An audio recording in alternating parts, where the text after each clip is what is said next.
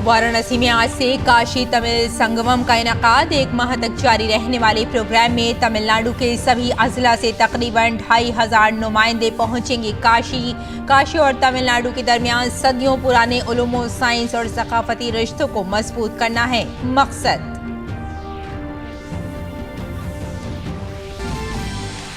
गुजरात में इंतखाबी सरगर्मियां उरूज पर। दूसरे मरहले की पोलिंग के लिए पर्चा नामजदगी दाखिल करने का आज आखिरी दिन। वहीं पिछले मरहले की पोलिंग के लिए उम्मीदवारों की नाम वापसी की भी आज आखिरी तारीख। 182 रुकनी असम्बली के लिए आइंदा 1 और 5 दिसंबर को 2 मरहलों में होगी वोटिंग।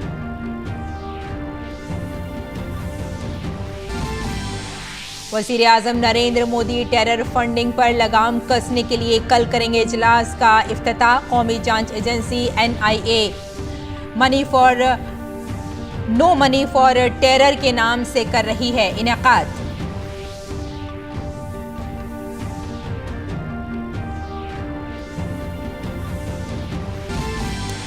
ज्ञानवापी मामले पर मुस्लिम फरीक की अर्जी मुस्तरद। वाराणसी की जिला अदालत ने हिंदू फरीक की अर्जी को काबिल समाअत किया तस्लीम। मामले की अगली समाअत 2 दिसंबर को होगी। गैर कानूनी कानकनी से जुड़े मनी लॉन्ड्रिंग मामले में ईडी की झारखंड के वजीर आला हेमंत सोरेन से तफ्तीश। रांची में ईडी के दफ्तर में पूछगछ।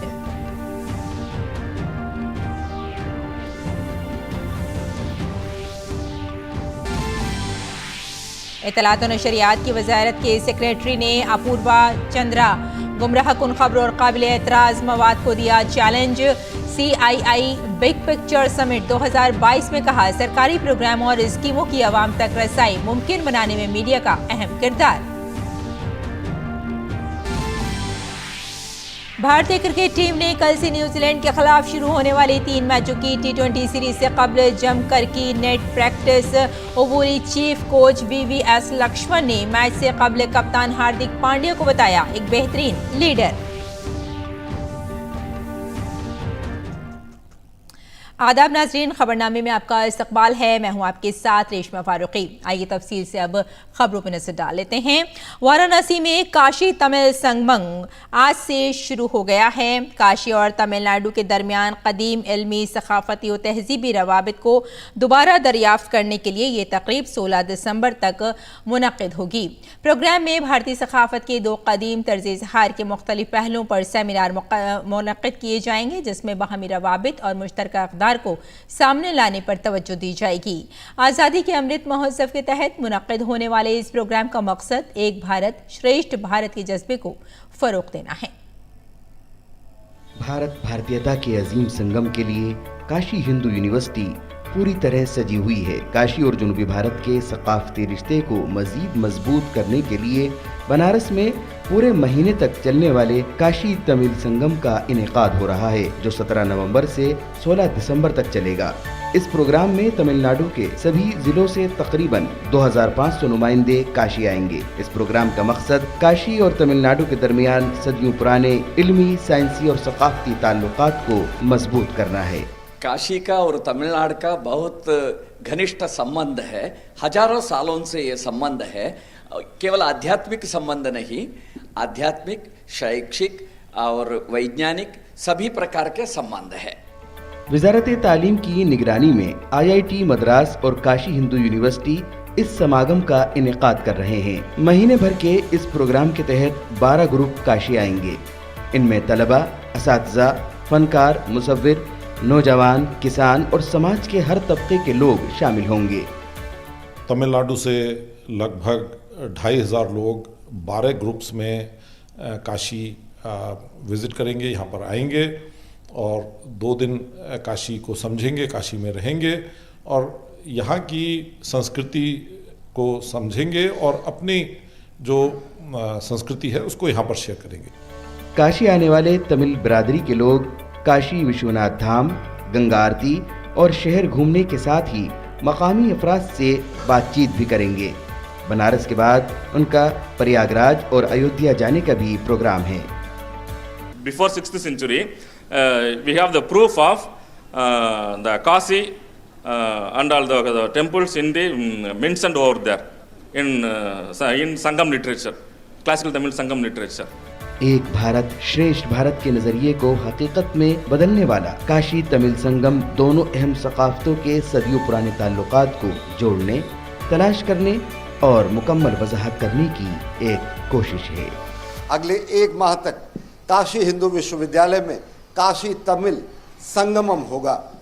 निश्चित तौर से ये एक भारत श्रेष्ठ भारत की भावना को बलवती करेगा और यहाँ पर दिखेगा कि कैसे एक कुशल नेतृत्व में नए राष्ट्र का अभ्युदय हो रहा है, कैसे एक भारत श्रेष्ठ भारत के साथ सबल भारत और समग्र भारत बन रहा है। कैमरा पर्सन संदीप के साथ अश्विनी कुमार मिश्र, डीडी न्यूज़, काशी हिंदू विश्वविद्यालय, काशी। तो काशी तमिल संगमम आज से शुरू हो रहा है। चामू कृष्णा शास्त्री, जिन्होंने काशी तमिल संगमम को तस्वुर किया और उसकी शक्ल दी, संस्कृत के स्कॉलर और इंडियन लैंग्वेज कमेटी के वो चेयरमैन हैं। हमारे नुमाइंदे अश्विनी मिश्रा ने चामू कृष्णा शास्त्री से खुसूसी बातचीत की। आदि नगरी काशी पूरी तरह तैयार है उत्तर और दक्षिण का सेतु बनने के लिए। भगवान शंकर की आध्यात्मिक नगरी, हमारी सांस्कृतिक और बौद्धिक राजधानी, यहाँ पर 1 महीने तक काशी तमिल संगमम का आयोजन हो रहा है और इसकी संकल्पना करने वाले और इस संकल्पना को मूर्त रूप देने वाले चमू कृष्ण शास्त्री जी हमारे साथ हैं। आध्यात्म नगरी काशी का और तमिलनाडु का बहुत घनिष्ठ संबंध है। हजारों सालों से ये संबंध है।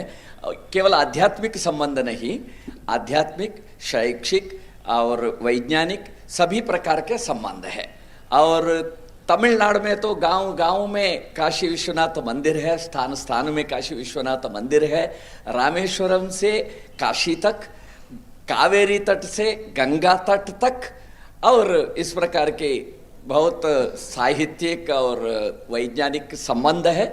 इन संबंधों को और सुदृढ़ करना और लोगों को भाषा के माध्यम से जोड़ने के लिए और देश की अखंडता, एकात्मता, एकता, इसकी अनुभूति हो, सबका इसमें जोड़ना हो, इसके लिए इस कार्यक्रम का आयोजन हुआ है।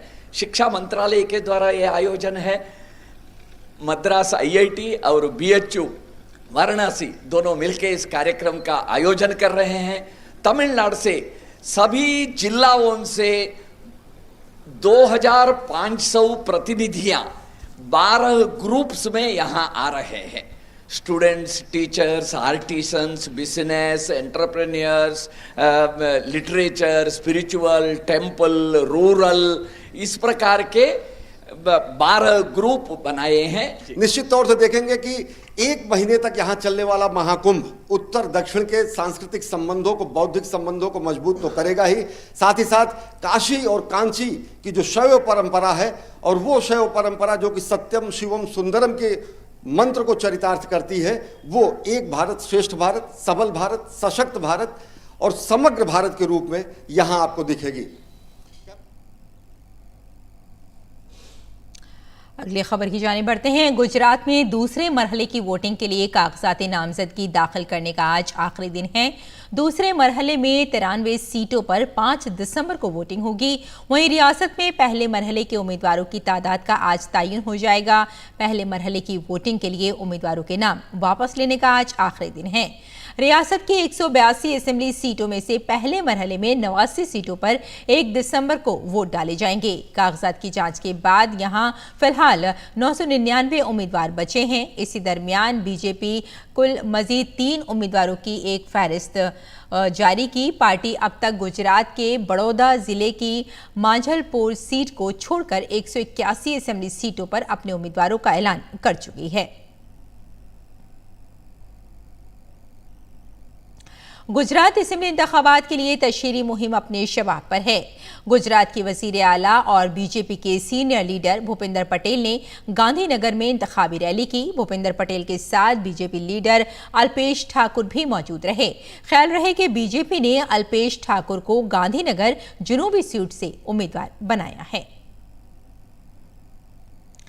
वज़ीर आज़म नरेंद्र मोदी कल नई दिल्ली में इंसदाद दहशतगर्दी की माली इयानत से मुताल्लिक़ तीसरी no money for terror NMFT की वजारती सतह की कॉन्फ्रेंस में इफ्तिताही तकरीर करेंगे। 18 से 19 नवंबर तक मुनक़िद होने वाली इस 2 रोज़ा कॉन्फ्रेंस में शिरकत करने वाले ममालिक और तंजीमों को दहशतगर्दी के इंसदाद से मुताल्लिक़ माली मुआवनत पर मौजूदा बैनुल-अक़वामी निज़ाम के असर के साथ साथ उभरती हुई चैलेंजों से निमटने के लिए दरकार इक़दामात पर गौर करने के लिए एक मुनफरिद प्लेटफॉर्म फराहम करेगा।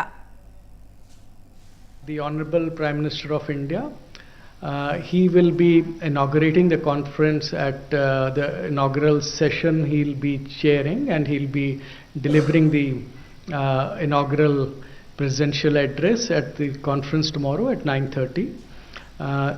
After this inaugural address by the Honorable Prime Minister, we have this conference has been divided into 4 sessions on different topics. Gyanvapi मामले पर एक बड़ा फैसला आया है। अदालत ने मुस्लिम फरीक की दरख्वास्त मुस्तरद कर दी है। वाराणसी की ज़िलाई अदालत ने हिंदू फरीक की दरख्वास्त को समाअत के लिए मौजू करार दिया है। मामले की अगली समाअत 2 दिसंबर को होगी। आज जो है डिफेंडेंट नंबर 4 द्वारा जो दाखिल 35 का प्रार्थना पत्र था, उस प्रार्थना पत्र को माननीय न्यायालय द्वारा खारिज कर दिया गया है। ऑर्डर 7 रूल 11 में हमारे मुकदमे को पोषणीय मान लिया गया। उनके एप्लीकेशन को खारिज करते हुए अगली तिथि 2/12 की नियत कर दी गई है रिटर्न स्टेटमेंट जो फर्दर बचे हुए उनके लिए और इशू फ्रेम करने के लिए। और झारखंड के वजीर आला हेमंत सोरेन मुबैना गैर कानूनी कानकनी से मुताल्लिक़ मनी लॉन्ड्रिंग केस में तफ्तीश के लिए रांची में इन्फोर्समेंट डायरेक्टोरेट के इलाकाई दफ्तर में पूछगछ हुई है। डायरेक्टोरेट के 3 अफसरान पर मुश्तमिल टीम पूछगछ के लिए कल ही रांची पहुंची थी। काबिल जिक्र है कि हेमंत सोरेन को पहले 3 नवंबर को जांच एजेंसी ने पूछगछ के लिए तलब किया था, लेकिन वो इन्फोर्समेंट डायरेक्टोरेट के सामने पेश नहीं हुए थे। सबकी कोशिशों से टीबी से पाक होगा भारत। इसी मुहिम के पेश नज़र दिल्ली के सुल्तानपुरी में प्रधानमंत्री टीबी फ्री इंडिया मुहिम के तहत निक्षय 2.0 पोर्टल से गोद लिए गए टीबी के मरीजों को वजारत सेहत के हुक्काम की जानिब से न्यूट्रिशन किट्स तकसीम की गईं। वजारत सेहत के अफसरान ने टीबी के 356 मरीजों को गोद लिया है और उनकी जानिब से हर माह टीबी के मरीजों में न्यूट्रिशन किट्स तकसीम की जाती हैं। पेश है हमारे नामानिगार नितेंद्र सिंह की ये खुसूसी रिपोर्ट। ये पिंकी है। पिंकी टीबी के मर्ज में मुब्तला है, लेकिन इस मुश्किल वक्त में पिंकी को हुकूमत के साथ साथ निक्षय मित्र का ताउन भी मिला है। पिंकी को निक्षय मित्र से ग़िज़ाइयत से मुताल्लिक़ खाने की किट मिली है। पिंकी अकेली नहीं है, इसके तरह टीबी के दीगर मरीज भी ग़िज़ाइयत से भरपूर खुराक हासिल कर रहे हैं। दिल्ली के सुल्तानपुरी में वजारत सेहत के हुक्काम के जरिए निक्षय पोर्टल 2.0 के जरिए टीबी के मरीजों को हर माह न्यूट्रिशन किट्स तकसीम की जाती हैं। इस दौरान उन्हें बरवक्त और बाकायदा अद्वियात और ग़िज़ाइयत से भरपूर खुराक लेने को कहा जाता है। ये लोग हुकूमत की इस कोशिश से बेहद खुश हैं। इससे दवाई से तो फ़ायदा हो रहा है, इससे और फ़ायदा होगा। खाना मिलेगा हमें अच्छे से, दवाइयों के साथ साथ ये भी मिलेगा तो हमें और अच्छा पोषण मिलेगा। ये मेरी बच्ची को टीबी है, इसका इलाज चल रहा है, 2 महीने से टीबी है इसको। अब दवाई के साथ साथ दवाई तो मिल ही रही है, सरकार इतनी मदद कर रही है हम लोगों की।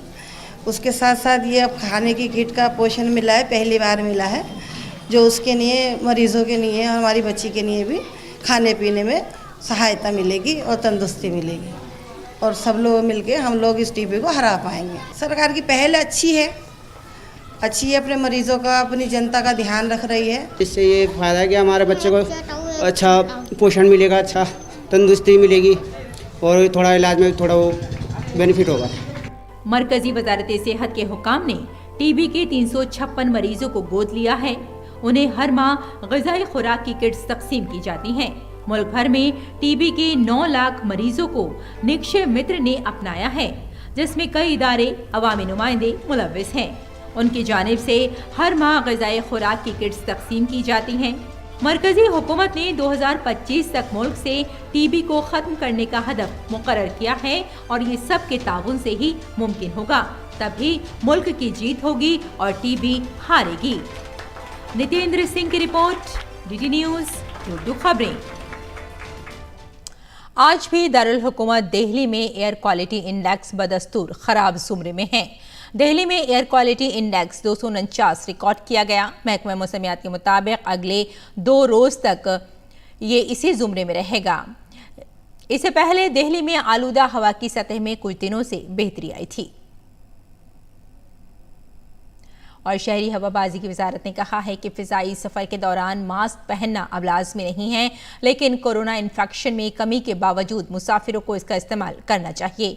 वजारत ने वाज़ेह किया कि अब हवाई सफ़र के दौरान ऐलानात में सिर्फ इस बात का जिक्र होगा कि कोविड इन्फेक्शन के इम्कान के पेश नज़र मुसाफिरों को मास्क का इस्तेमाल करना चाहिए, लेकिन ऐसा न करने पर ऐलान में किसी जुर्माना या फिर ताज़ीरी कार्रवाई का जिक्र नहीं होगा।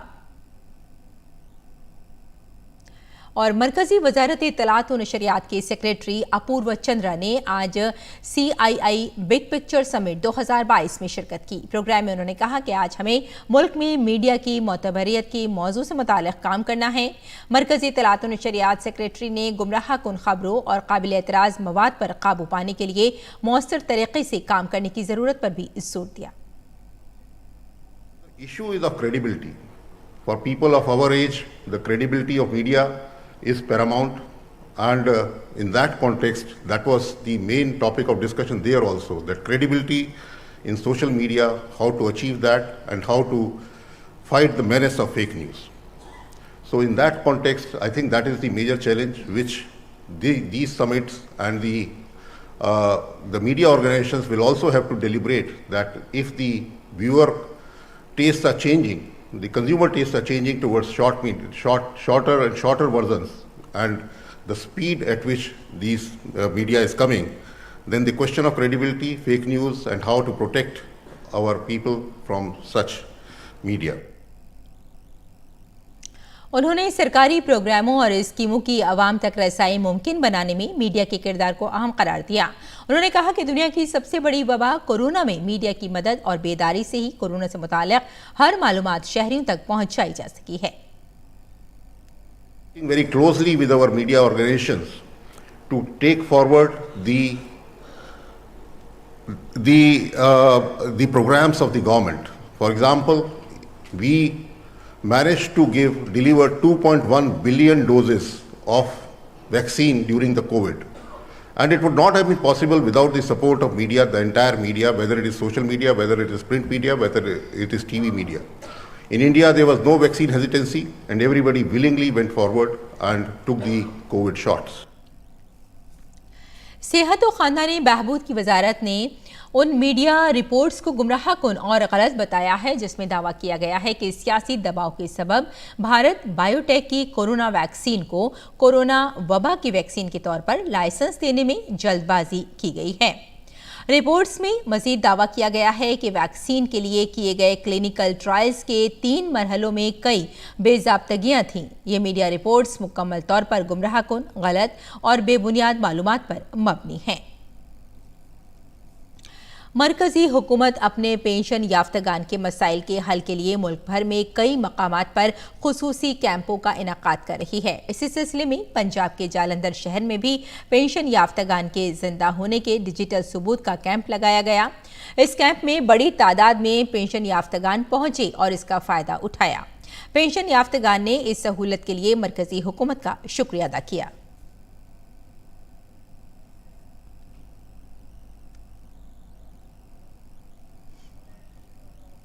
सेंटर तो टीम आई हुई है, उन्होंने सारे ट्रेनर बुलाया है, जिसमें वो हम सब लोगों को लाइफ सर्टिफिकेट जोड़ा वा उन्होंने कितना अपलोड करके अपने मोबाइल राही आगे भेजना है उसकी ट्रेनिंग दे रहे हैं, और जिनका नहीं हुआ उनको यहाँ ही भेज रहे हैं। इससे हमें बहुत ज़्यादा फ़ायदा है, क्योंकि बाद में हमें बैंक के बार बार चक्कर नहीं लगाने पड़ेंगे। और बैनुल-अक़वामी खबरों में अमेरिका और उसके इत्तेहादियों ने यूक्रेन पर मिसाइल हमलों के सिलसिले में अक़वाम मुत्तहिदा की सलामती कौंसिल में रूस पर तनक़ीद की। बाइडन ने पोलैंड में मिसाइल गिरने के बाद G7 ममालिक और नेटो के रुकन ममालिक का हंगामी इजलास बुलाया, जिसमें नेटो और पोलैंड ने कहा कि पोलैंड पर गिरने वाला मिसाइल रूसी नहीं यूक्रेन का था। यूक्रेन के फ़िज़ाई दिफाई निज़ाम ने रूसी मिसाइल को तबाह करने के लिए ये मिसाइल फायर किया, लेकिन रूस इस वाक़े का जिम्मेदार है क्योंकि वो यूक्रेन पर मुसलसल हमले कर रहा है और यूक्रेन को जवाब देने पर मजबूर कर रहा है। साथ ही यूक्रेन के सदर ज़ेलेंस्की ने पोलैंड पर दागे गए मिसाइल को रूसी करार दिया है। अक़वाम मुत्तहिदा में भारत की मुस्तक़िल नुमाइंदा रुचिरा कंबोज ने यूक्रेन की सूरत हाल पर तफ्तीश का इज़हार किया है। रुचिरा कंबोज ने अक़वाम मुत्तहिदा को बताया कि भारत यूक्रेन की सूरत हाल और शहरी इंफ्रास्ट्रक्चर को निशाना बनाए जाने पर फिक्रमंद है। भारत ने दुश्मनी के खात्मे और मुज़ाकरात की तरफ वापसी का मुसलसल मुतालबा किया है। रुचिरा कंबोज ने कहा कि भारत कशीदगी कम करने की तमाम कोशिशों की हिमायत करता है।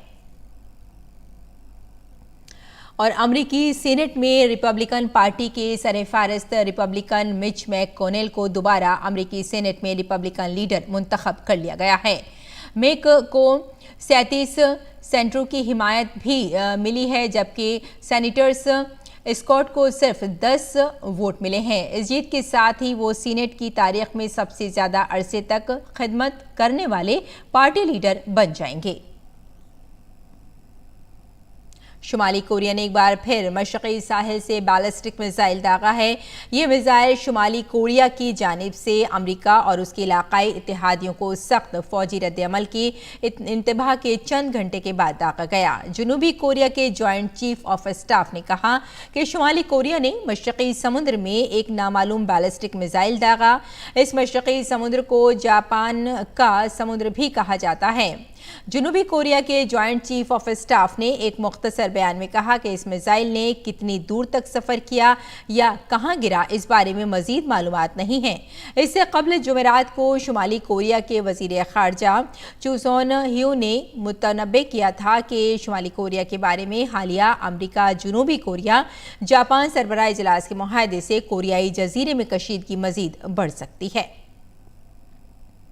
स्पेन के वज़ीर आज़म पेड्रो सानिचेज़ ने कहा कि रूस ने इंडोनेशिया में G20 सरबराह इजलास के दौरान भी यूक्रेन पर हमला जारी रखा। ताहम पेड्रो ने कहा कि पोलैंड में गिरने वाले मिसाइल की तहकीकात के नताइज आने तक ये कहना मुश्किल है कि ये मिसाइल किसने फायर किया।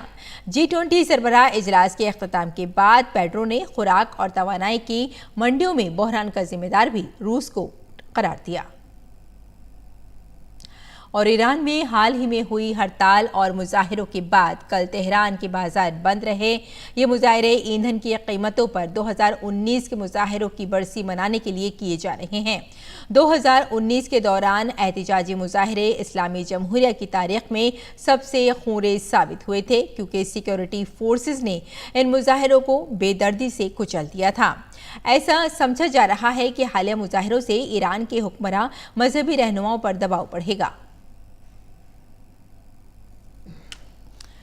अगली खबर की जानिब बढ़ते हैं। अक़वाम मुत्तहिदा के चीफ जौहरी निगरान राफेल ग्रॉसी की सदारत में IAEA के बोर्ड ऑफ गवर्नर्स की मीटिंग हुई। राफेल ग्रॉसी ने कहा कि ईरान को अपनी जौहरी सरगर्मियों के बारे में मालूमात मुश्तरक करनी चाहिए और ज़ाब्तों पर अमल करना चाहिए। IAEA और तेहरान के दरमियान बग़ैर एलानिया मकामात पर पाए जाने वाले यूरेनियम के निशानात पर कशीदगी है। और खेल की खबरों में ICC T20 आलमी कप में सेमीफाइनल से बाहर होने वाली भारतीय टीम अब न्यूजीलैंड के खिलाफ T20 सीरीज के लिए पूरी तरह से तैयार है। सीरीज का पहला मैच कल वेलिंगटन में खेला जाएगा। बतौर कप्तान हार्दिक पांड्या और केन विलियमसन आमने सामने होंगे। और साबिक आलमी नंबर 1 टेनिस खिलाड़ी सर्बिया के नोवाक जोकोविच को अगले साल होने वाला ऑस्ट्रेलियन ओपन खेलने की इजाज़त मिल गई है। इस साल के शुरू में जोकोविच कोविड वैक्सीनेशन न मिलने के बावजूद साल के पहले ग्रैंड स्लैम में खेलने ऑस्ट्रेलिया पहुंचे थे। मुंतज़मीन ने उन्हें इजाज़त दे दी थी, लेकिन ऑस्ट्रेलियाई हुकूमत ने उन्हें मुल्क बदर करते हुए उनके वीज़े पर पाबंदी लगा दी थी। जोकोविच ने पहले ही वाज़ेह कर दिया था कि वो किसी भी हालत में कोविड-19 की वैक्सीन नहीं लगाएंगे। उस वक्त ऑस्ट्रेलिया हुकूमत ने बगैर वैक्सीन के मुल्क में दाखिले की इजाज़त नहीं दी थी। इसके बावजूद ऑस्ट्रेलियन ओपन के मुंतज़मीन ने जोकोविच को टूर्नामेंट में मदऊ किया और उन्हें पहली सीट दी। ताहम अब ऑस्ट्रेलवी हुकूमत ने ये पाबंदी ख़त्म कर दी है। भारतीय पिस्टल निशानेबाजों ने डेंगू कोरिया में 15वें एशियन एयरगन चैंपियनशिप में अपनी कारकर्दगी जारी रखी। बुध को मुकाबले के दूसरे दिन भारतीय निशानेबाजों ने दांव पर लगे 4 गोल्ड मेडल जीते। मुकाबले में मजीद 2 दिन बाकी हैं और भारत पहले ही 21 गोल्ड मेडल जीत चुका है। दिन के पहले मेडल इवेंट में रिधम संगवान ने ऑल इंडिया फाइनल में पलक को 16-8 से हराकर साल का अपना दूसरा बैनुल-अक़वामी गोल्ड मेडल जीता। रिधम ने वर्ल्ड कप के काहिरा लीग के दौरान भी इस इवेंट में गोल्ड मेडल जीता था। एक और ऑल इंडिया फाइनल में मनु भाकर ने 10 मीटर एयर पिस्टल खवातीन के जूनियर जुमरे में सख्त मुकाबले में ईशा सिंह को 15-17 से शिकस्त देकर तलाई तमगा जीता। मर्दों के 10 metre air pistol team event में शिव नरवाल, नवीन और विजयवीर सिद्धू की तिगड़ी ने डिमियोंग मोक जुनमुन और बार्ग डिवोन की कोरियाई टीम को 16-14 से शिकस्त दी। जूनियर मुनीर गोल्ड में भी सागर डांगी, सम्राट राणा और वर्धन तोमर की भारतीय टीम ने बाजी मारी और मोहम्मद कमालोफ, नूरुद्दीन नॉर्दिनोफ और अलखोमेबेक और साथ में टीम की तिगड़ी ने 10 मीटर एयर पिस्टल टीम मुनीर जूनियर इवेंट में एकतरफा मुकाबले में 16-2 से शिकस्त दी। और यूनान की टेनिस खिलाड़ी स्टेफनोस सित्सिपास ने फाइनल्स में रात खेले गए मैच में रूस के साबिक आलमी नंबर 1 डैनियल मेदवेदेव को शिकस्त दी। 2 घंटे 21 मिनट तक जारी रहने वाले मैच में सित्सिपास ने मेदवेदेव को 6-3, 6-7, 7-6 से शिकस्त दी। इस जीत के साथ ही सित्सिपास की सेमीफाइनल में पहुंचने की उम्मीदें बरकरार हैं। एक और मैच में सर्बिया के नोवाक जोकोविच ने आंद्रे रॉबिलियो को शिकस्त दी। 1 घंटा 8 मिनट तक जारी रहने वाले इस मैच में जोकोविच ने रॉबिलियो को 6-4, 6-1 से शिकस्त दी। वहीं साथ ही एटीपी फाइनल के आज के मैच में हस्पानवी खिलाड़ी राफेल नडाल और कैस्पर रूड आमने सामने होंगे। ताहम नडाल पहले ही सेमीफाइनल की दौड़ से बाहर हो चुके हैं। अहम बात यह है कि नडाल ने गुज़िश्ता 2 मैचों में मद्दाहों को मायूस किया था। एटीपी फाइनल के आज के दूसरे मैच में कनाडा के फेलिक्स ओगर एलियासाइम का मुकाबला अमेरिका के टेलर फ्रंट से होगा। तो नाज़रीन, खबरनामे में फ़िलहाल इतना ही। इजाज़त दें। आदाब।